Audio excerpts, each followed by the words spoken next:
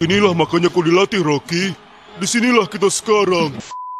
Hai para werewolfku, apa kabar nih kalian hari ini? Semoga sehat-sehat terus ya guys. Hari ini aku bakal ceritain kisah tentang Patrick yang digambarkan sebagai karakter yang paling malas pada serial kartun SpongeBob SquarePants. Di balik sifatnya yang pemalas, dia tuh punya banyak rahasia yang tidak pernah diungkapkan di publik. Lalu seperti apa cerita lengkapnya? Langsung aja kita nonton videonya sama-sama. Jangan lupa untuk selalu ambil pelajaran di cerita-cerita ini ya. Belajar dari Patrick walaupun pengangguran tapi banyak akal. Patrick digambarkan sebagai karakter yang paling malas pada serial kartun SpongeBob SquarePants. Di balik sifatnya yang pemalas, dia punya banyak rahasia yang tidak pernah diungkapkan di publik. Siapa nih yang tidak mengenal karakter Patrick? Sejenis bintang laut berwarna pink dengan celana motif bunga-bunga serta selalu tanpa tampilan baju di mana-mana. Kalau kalian mengenalnya, mungkin Anda adalah seorang fans sejati SpongeBob SquarePants karena Anda tidak sabar untuk menunggu kartun itu dari pagi pas jam masuk sekolah atau kantor tanpa menyentuh sarapan dulu.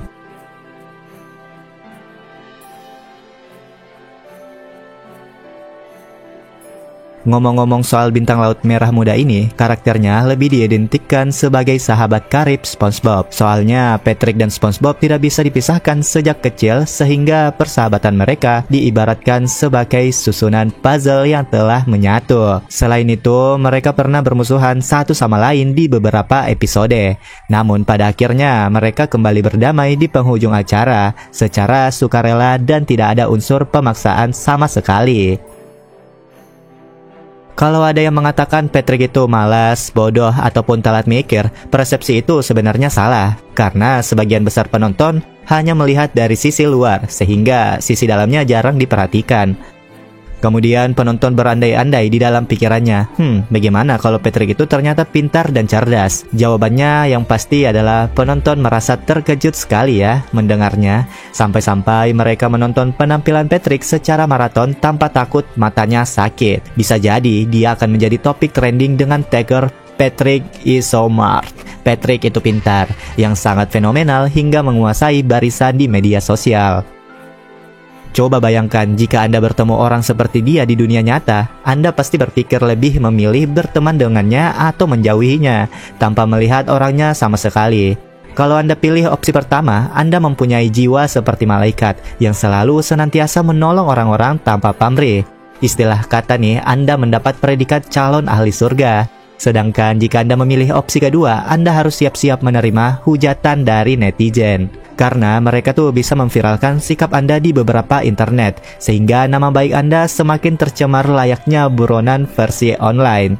Mau tidak mau, Anda harus segera meminta maaf kepada orang yang telah Anda maki sebelum terlambat. Kau urus wilayahmu dan aku akan mengurus wilayahku. Selain dikenal dengan sifat buruknya, Patrick itu tidak memiliki pekerjaan tetap. Walaupun menganggur, dia tuh bersikap lebih optimis dan bijak dalam menghadapi permasalahan sesuatu tanpa mengeluh.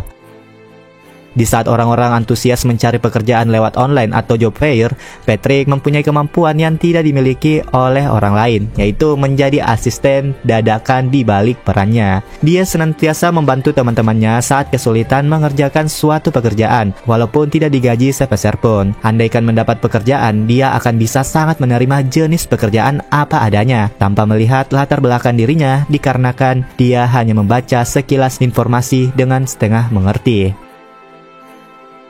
Bukti kecerdikan Patrick mulai terlihat di episode The Great Snail Race. Pada awalnya, dia ingin mengikuti perlombaan antar siput, tetapi dia tidak memiliki siput sama sekali, sehingga kesempatan untuk mendaftar lomba pun terancam pupus. Dengan ide cemerlangnya, dia mengambil jalan pintas, yaitu mendaftarkan sebuah batu kepada panitia untuk mengikuti lomba tersebut.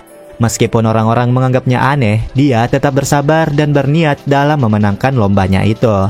Hasilnya, keberuntungan berada di tangannya karena berhasil menjuarai lomba siput dengan mengandalkan batu yang bernama Rocky. Lucunya nih, gaya berjalan Rocky tidak ditampilkan di episodenya, sehingga penonton seolah-olah adegan ini sedang dikenai sensor oleh KPI. Tidak hanya itu, Patrick juga mempunyai jiwa sosial yang tinggi. Di saat SpongeBob kehilangan rumahnya akibat dimakan oleh nematoda, yaitu jenis cacing yang memakan segala benda, Patrick menawarkan SpongeBob untuk membangun rumahnya kembali. Walaupun hasilnya di luar ekspektasi, yaitu rumah nanasnya malah dibuat seperti miniatur, kayak rumah gitu guys, miniatur rumah, sampai-sampai SpongeBob menghancurkannya sebagai tanda kekesalan hatinya. Pantang menyerah, Patrick memilih tawaran lain, yaitu menginap bersamanya sepanjang malam. Jadi SpongeBob pun setuju dan akhirnya Patrick tergirang-girang layaknya merayakan kemenangan. Kemudian hasilnya tuh sama aja. Patrick mengusir SpongeBob tanpa disadari karena dia selalu berteriak "Laba-laba, laba-laba" sepanjang malam. Meskipun berujung kegagalan, Patrick setidaknya sudah membantu dengan berbagai cara tanpa mengeluhkan kejadian yang telah berlalu. Sifat dermawan Patrick lainnya adalah ketika menyelamatkan spesies monster langka yang sebenarnya itu adalah Squidward yang terkena campuran semen saat bersepeda. Patrick membuang monster tersebut ke bawah tanah dan hasilnya Patrick benar-benar menemukan tempat tinggal monster itu, yaitu di sebuah hutan belantara yang indah sampai-sampai Squidward yang awalnya tidak betah menjadi senang berkat alunan klarinet dari Kenny G. Savit. Patrick ini memang sungguh luar biasa dari yang tidak dibayangkan sebelumnya. Meskipun ceroboh, sifat tolong-menolong adalah keselamatan nomor 1 baginya, demi nilai persahabatan. Jadi teringat lagu Sin Tosca yang berjudul Kepompong, persahabatan bagai kepompong.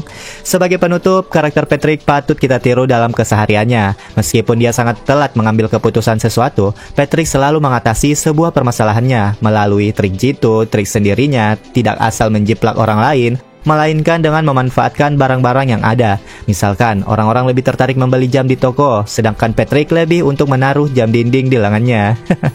Seolah-olah dia berimajinasi menggunakan jam tangan ya. Nah, hal inilah yang dinamakan unsur kreativitas dengan konsep low budget. Mantep banget kan? Maka dari itu, mulai sekarang Anda harus lebih membiasakan diri dalam mengerjakan tugas secara bersamaan, supaya terbiasa dalam menghadapi tantangan hidup dan jauhilah sifat malas sebelum menyesal di kemudian hari. Dan terima kasih kalian sudah nonton video ini sampai habis. See you guys, bye-bye.